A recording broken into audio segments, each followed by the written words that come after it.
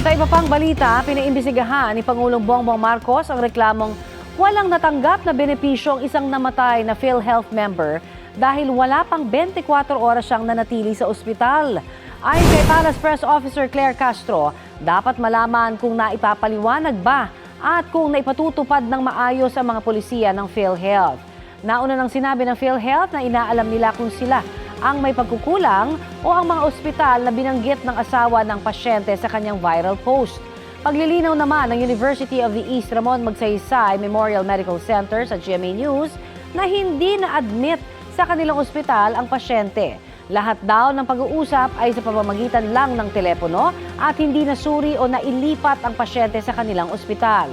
Nag-abot ng pakikiramay ang Manila Doctors Hospital sa namatay na pasyente. Sabi naman ng Manila Doctors Hospital, binigyan ng karampatang assessment, monitoring at medical intervention ang pasyente habang nasa kanilang ospital. Ipinaliwanag din daw nila sa pamilya ang pupwedeng mangyari sa pasyente kapag inoperahan at pinili raw ng pamilya na huwag itong ituloy. Ipinaliwanag din daw ng Manila Doctors Hospital ang kwalifikasyon at saklaw ng PhilHealth coverage ng pasyente.